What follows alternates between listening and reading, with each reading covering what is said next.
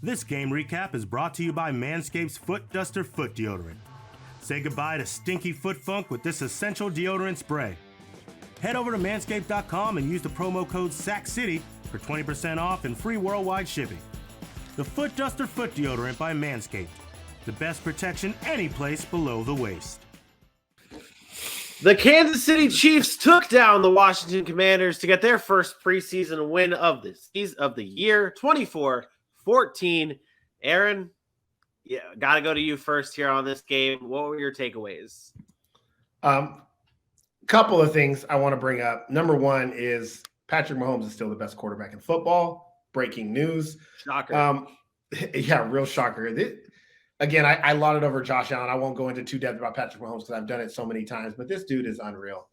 I'm going to give you some numbers.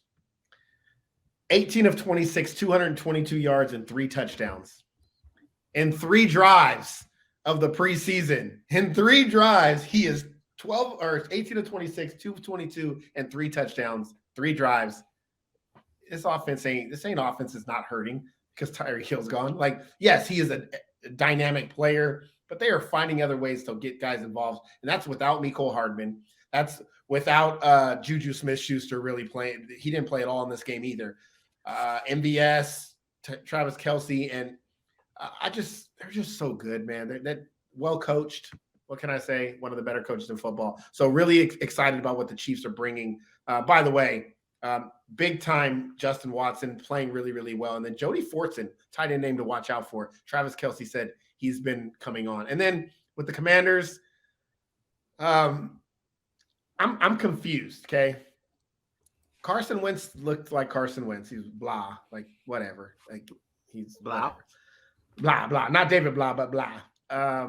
Really liked what I saw from Terry McLaurin in the short time that he played. I really thought he was energized and running crisp routes. I'm worried about Jahan Dotson a little bit, being a rookie starting slow. This whole Antonio Gibson, Brian Robinson thing is going to be a nightmare all year long. Mm-hmm. I get a tweet, and I want to bring this up. This might be one of our longer recaps just because I have to bring this up. Brian Robinson had 8 carries, 31 yards, and I get a tweet, and I only watched the very beginning of this game, probably the first 10 to 12 minutes. I get a tweet, and it's like, Brian Robinson making it hard for Washington as he shines in preseason game number 2. And I was like, oh, shit, he must have did something. Like, let me go check. He must have went off. Then I look at the box score, and I'm like, 8 carries for 31 yards. What in the hell is shining about 8 carries for 31 yards and 3.9 yards a carry? And I get it. I know the narratives are being pushed. Like, when you see something happen and all the media outlets try to like fit in and do all that stuff, I didn't understand it. And I'm dead serious. I thought he did like some amazing things. And I'm like, you know what? Let me check Antonio Gibson's numbers, who did not run the ball well again. He's returning kickoffs and stuff now. And he only had like 2 carries for 3 yards. And I'm like, okay, whatever. Not a good sample size, but whatever. But then he also had 3 catches, 37 yards. And I'm like, this is going to be all season long. It's going to be an absolute nightmare to try to figure out what the Washington Commanders want to do. And you know what? I don't think Ron Rivera knows. I still think he trusts Antonio Gibson more than he's leading people on to believe. I really do. I think this is I don't want to say like what do they call it? Like a smoke screen. A facade or a smoke screen. I don't think it's that all the way. Like, I do think he's upset and trying to prove a point to Antonio Gibson, but I also don't think he trusts Brian Robinson as a rookie to come in there and play the role that he needs a running back to play. So, first of all, he's not going to pass protect like Antonio Gibson does in third downs. He's not going to know the offense like Antonio Gibson. I think this is going to be frustrating though all year, because every time Antonio Gibson doesn't perform well, Ron Rivera is going to be so frustrated. He's going to pull him out. It's going to be McKissick. It's going to be Robinson. Sorry. All right. Are you changing your I know this is just a preview show. I know it's a fantasy. So yeah, I know. Are you backing off of your give me all of your Antonio Gibson stuff? No. All of it. Because I want Antonio Gibson at the stock that he's currently at, which is down. So Give me all the down. So I will buy Antonio Gibson low, and I will live with the repercussions. But from a football standpoint of trying to figure out, like, if you're just a guy playing fantasy football and you're trying to figure out this backfield, good luck. Good luck. I don't think there's a figuring this out. I really don't. AJ over here. You'd have to.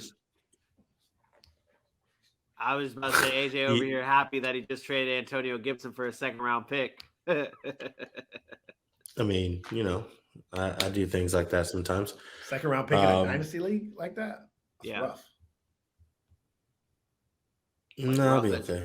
Rough as it rough for him or rough as the person who traded for him? Well, I mean, there can't be, you're not getting the same guys that are available in the second round. So I imagine by the second round, you're picking guys that are borderline where you're picking Antonio Gibson anyways. I have other things I need to focus on. That's all that issue was. So I'm okay with where I'm at on the running back side of things. I wanted the first, but she wasn't giving up her second overall pick, and that's neither here nor there. When it comes to that backfield, that's fine. It's cool. We're two different people.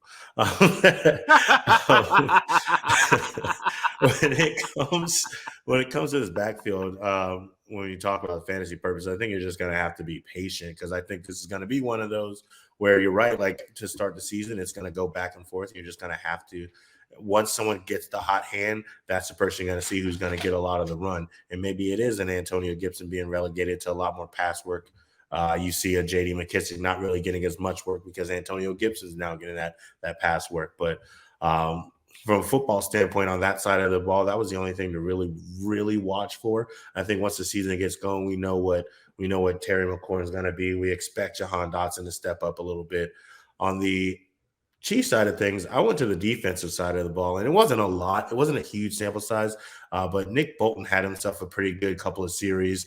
He had, I think they kept him on the field for 3 downs each time of his 2 series, had a couple good tackles, one in the backfield for a tackle for loss on Antonio Gibson. He had a pretty big third down pass breakup. And I know there were some questions about if Nick Bolton was if he was just a flash in the pan or if this was actually who he was. So I made some people a little excited to see that he's actually stepping back up again in the short amount of time that he had as well. So hopefully he'll be a leader on this defense for them and a good start to the defensive side of the ball for the Kansas City Chiefs instead of waiting for week 10 to be good on defense. Commanders fans, Wentz fans, Sam Howell sneaking up, Sam Howell creeping, Sam Howell creeping.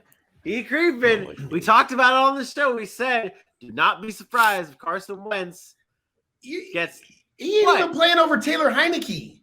Bitch, he didn't even have a better game than Taylor Heineke. What are you talking about? He led a good 93-yard drive, okay? To the interception? 93-yard drive. What? He threw a pick. No, on the 93-yard drive, they scored on it. In the fourth quarter. They drove 93 yards, and then someone rushed the ball in. I just watched it. So you know what else you can watch? You know what else you can watch? Aaron's top play from this game. What is it? Man, again, this is one of those throws. I just appreciate great throws in football, and only a couple of guys can do this. It's Patrick Mahomes. This is a simple 10, 12-yard completion. And I don't really understand how you make that throw. Running full speed one way, turn around and throw it sidearm accurately on the money across the field, 15 yards down the field. It does not happen, folks. I know it seems simple because Patrick Mahomes does it all the time and Josh Allen does it and Aaron Rodgers does it. But this is not simple. You can't do it. Go outside in your backyard and try to make that throw and see where the ball ends up. See if you can get it down the field 15 yards. Can't do it. It's crazy. Amazing throw. He's pretty good at football. He's pretty good at football from what I hear. The Chiefs will host the Green Bay Packers on Thursday to wrap up their preseason, and the Commanders will take on the Baltimore Ravens in Baltimore on Saturday.